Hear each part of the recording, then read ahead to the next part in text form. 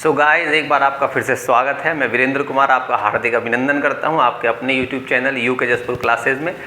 जो लोग लगातार वीडियो देख रहे हैं वो देख रहे होंगे कि मैं आज सामने कैसे आ गया, क्योंकि मैं अक्सर पीछे ही होके कैमरे के पीछे रहकर बात कर रहा था और जो लिख दे रहा था उसको समझा दे रहा था। दरअसल थोड़ी फ़ोन की प्रॉब्लम हो रही थी, फ़ोन का जो कैमरा था ना वो दिक कर रहा था।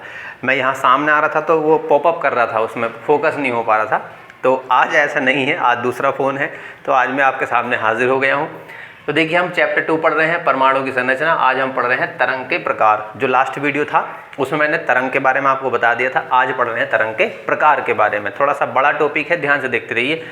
सबसे पहला आता है जो तरंग के प्रकार होते हैं। पहले नंबर पे आती है कौन सी? आपकी यांत्रिक तरंगे। नंबर 1 कौन सी है? यांत्रिक तरंगे, इंग्लिश में बोलते हैं मैकेनिकल वेव।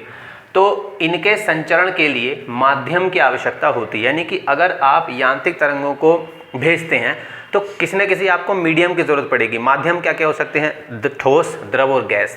भाई या तो कोई चीज़ ठोस हो सकती है, जैसे मान लीजिए कि यहाँ शीशे की दीवार है, उधर से आप यांत्रिक तरंगे भेज रहे हैं तो वो शीशे के आर पार जाएंगी सर, ठीक, तो ये माध्यम हुआ। या मान लीजिए जल है, आप या मान लीजिए स्विमिंग पूल है, आप बिल्कुल नीचे बैठे हैं और सूरज की रोशनी पहुँचती है नहीं पहुँचती है, तो समझ में आ रही बात? रोशनी द्रव के अंदर से होकर गुजरती है। या फिर ये लाइट जल रही है तो यहाँ तक रोशनी आ रही है।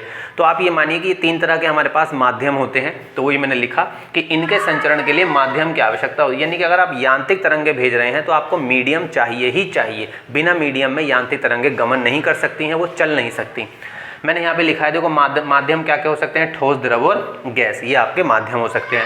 फिर लिखा है यांत्रिक तरंगे जैसे, भाई यांत्रिक तरंगों के एग्जाम्पल क्या हो सकते हैं? तो ध्वनि तरंगे हो सकती हैं, जो मैं बोल रहा हूँ ये ध्वनि तरंगे हो गई। उसके बाद जल तरंग हो सकती है, जो जल में तरंगे उठती हैं, आप कंकड़ मारते हैं इस तरह से गोल गोल गोल गोल बनता है, फिर वो ऐसा आगे बढ़ता है, तो वो जल तरंगे होती हैं। तो यांत्रिक तरंगों के ये क्या हो गए? आपके एग्जाम्पल हो गए।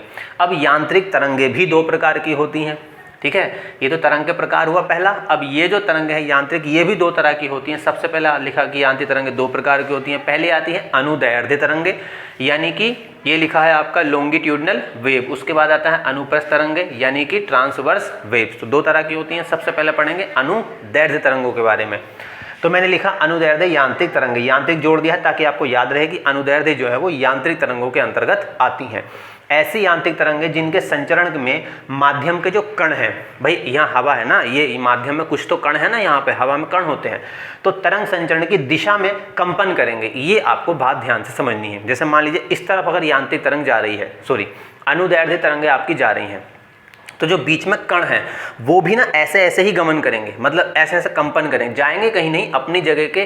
जैसे मान लीजिए ये वाला कण है तो ये यांत्रिक तरंग टकराएगी तो इधर को जाएगा, फिर अपनी जगह वापस आ जाएगा, इससे अगला वाला फिर आगे जाएगा, वापस आ जाएगा।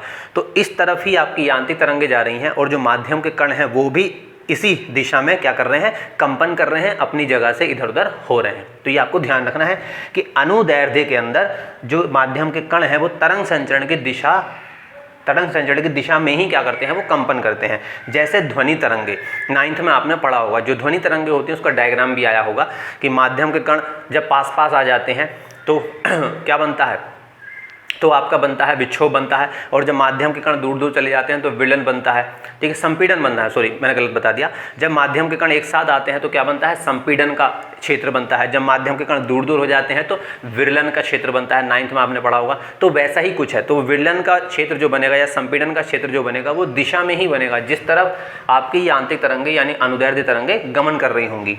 अब आती हैं एग्जाम्पल में क्या हो सकता है? ध्वनि तरंगे। ध्वनि तरंग का मैंने आपको एग्जाम्पल दिया, आपके डायग्राम भी दे रखा है किताब में। और अनुप्रस्थ यांत्रिक तरंगे कौन सी होती हैं? तो ऐसी यांत्रिक तरंगे जिनके संचरण में माध्यम के जो कण है वो तरंग संचरण की दिशा के लंबवत कंपन करेंगे। माने तरंग तो इस तरह से जा रही होगी, यानी तरंग संचरण की दिशा अगर ये है तो माध्यम के जो कण होंगे वो ऊपर नीचे गमन करेंगे। समझ रहे हैं? ये तरंग संचरण की दिशा है और ये ऊपर नीचे कंपन करेंगे। तो ये ऊपर कोई लाइन अगर मैं ऐसे ड्रॉ करता हूँ तो यहाँ पे क्या बनता है? लंब बनता है।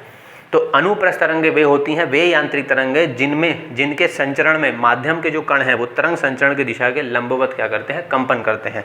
उनको बोलते हैं अनुप्रस्थ यांत्रिक तरंगे। एग्जाम्पल में प्रकाश तरंगे हो गई और आपकी जल तरंगे। इसमें तो हो सकता है इमेजिनेशन में मुश्किल हो, ये आपके लिए बड़ा आसान है। आप ठहरे हुए पानी में कंकड़ मारते हैं तो वो गोल गोल एक गहरा सा बनता है, तो उसमें क्या आपको लगता है ये ऐसे ऐसे हो रहा है ना? इस तरह से लहर ऊपर उठती है, यानी कि ऊपर नीचे ऊपर समंदर में जो लहरें उठती हैं वो भी आप देख सकते हैं। तो वो सब कैसी होती हैं? अनुप्रस्थ तरंगे होती हैं।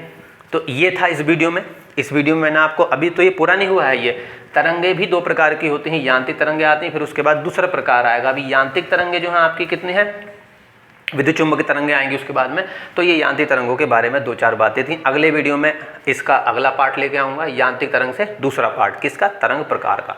तब तक के लिए सभी को नमस्ते, जय हिंद, अपना ख्याल रखिए, खुश रहिए, ईश्वर आपका भला करे।